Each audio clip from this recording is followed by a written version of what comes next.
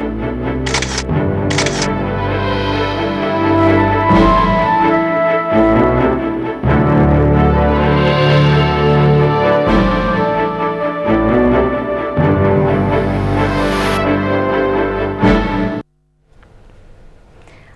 আলাইকুম। শুরু করছি জনপদের খবর, সঙ্গে আছে আমি নিশা মুনতাসির।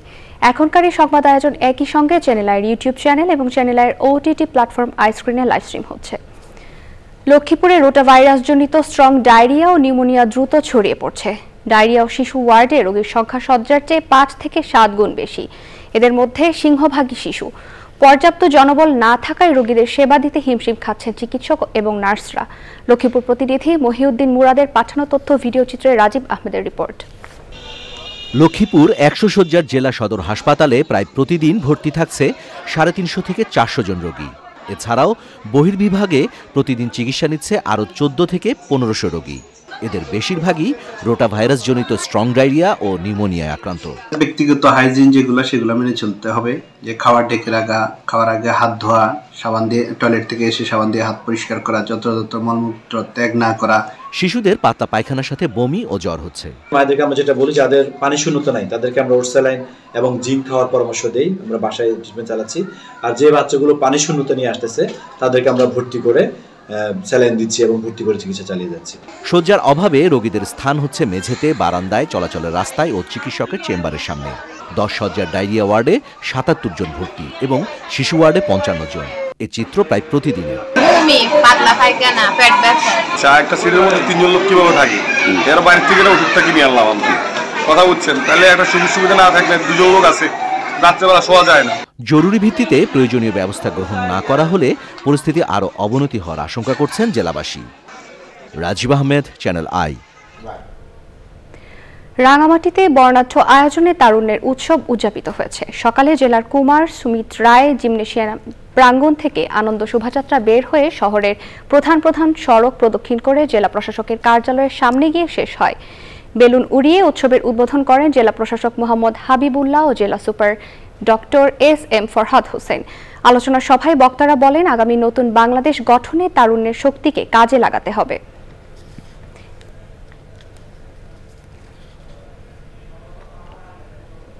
এবারে প্রতিনিধিদের পাঠানো তথ্য ভিডিও চিত্র নিয়ে আল মুকসিদের রিপোর্ট। বিএনপির ভারপ্রাপ্ত চেয়ারম্যান তারেক রহমানের উপস্থাপিত রাষ্ট্র কাঠামো মেরামতের 31 দফার লিফলেট বরিশালে সাধারণ মানুষের মাঝে বিতরণ করেছে বিএনপি। নগরীর সদর রোডের দলীয় কার্যালয় থেকে শহরের গুরুত্বপূর্ণ সড়কে বিএনপির নেতৃবৃন্দরা লিফলেট বিতরণ করেন। ভোলা জেলার বোরহানউদ্দিন উপজেলায় জলবায়ু পরিবর্তন এবং জেন্ডার বিষয়ক 2 দিনব্যাপী প্রশিক্ষণ শুরু হয়েছে। উপজেলা প্রশাসনিক ভবনের সম্মেলন কক্ষে প্রশিক্ষণের উদ্বোধন করেন বোরহানউদ্দিন উপজেলার নির্বাহী কর্মকর্তা মোহাম্মদ রায়হানুজ্জামান। গাইবান্ধায় প্রতি বছরের ন্যায় এবারও শীতার্ত মানুষের মাঝে বাংলাদেশ সেনাবাহিনীর 66 পদাতিক ডিভিশনের 6 ইঞ্জিনিয়ার ব্যাটালিয়ন গাইবান্ধা আর্মি ক্যাম্পের উদ্যোগে শীতবস্ত্র বিতরণ করা হয়েছে। গাইবান্ধা সদর হাসপাতালের উন্নয়নে উত্থাপিত 6টি দাবি পূরণের আহ্বানে ছাত্র জনতার মানববন্ধন হয়েছে। গাইবান্ধা ডিবি রোডের গানাস মার্কেটের সামনে ছাত্র জনতার আয়োজনে এই মানববন্ধনটি অনুষ্ঠিত হয়। কিশোরগঞ্জের করিমগঞ্জে জমিতে কার্যক্রম চালাতে বাধা দেওয়ার প্রতিবাদে সংবাদ সম্মেলন করেছে বীর মুক্তিযোদ্ধা মোহাম্মদ আবু আনিস ফকির। উপজেলার রামনগর সরকারি বিদ্যালয় মাঠে সংবাদ সম্মেলনে তিনি এই প্রতিবাদ জানান। কুড়িগ্রামে শহীদ খায়রুল কবির জুয়েল স্মরণে অসহায় শীতার্তদের মাঝে কম্বল বিতরণ করা হয়েছে। নীলফামারী শিল্পকলা একাডেমিতে সমাজ কল্যাণ মন্ত্রণালয়ের আওতাধীন বাংলাদেশ জাতীয় সমাজ কল্যাণ পরিষদের অনুদানে শীতার্ত দুস্থ মানুষের মাঝে শীতবস্ত্র বিতরণ করা হয়েছে। শেরপুরে যাত্রীদের ভোগান্তি দূর করার লক্ষ্য নিয়ে অনলাইন বাস টিকেটিং সেবা চালু হয়েছে। আল মুকসিদ, আই। ঝিনাইদহের প্রাথমিক বিদ্যালয় গোল্ড কাপ ফুটবল টুর্নামেন্টের উদ্বোধন হয়েছে। বুধবার সকালে শহরের বীরশ্রেষ্ঠ হামিদুর রহমান স্টেডিয়ামে টুর্নামেন্টের উদ্বোধন করেন জেলা প্রশাসক মোহাম্মদ আব্দুল আওয়াল ও পুলিশ সুপার মোহাম্মদ মঞ্জুর মুর্শেদ।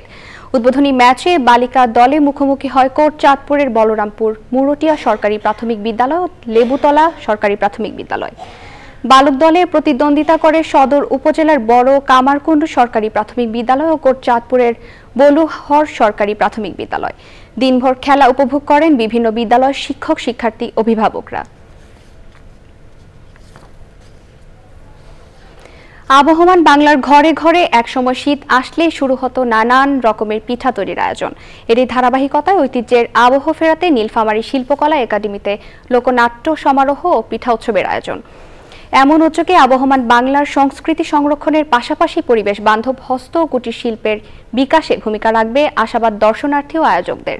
আনোয়ারুল আলমের তথ্য ভিডিও চিত্রে মুশাহিদ রনির রিপোর্ট।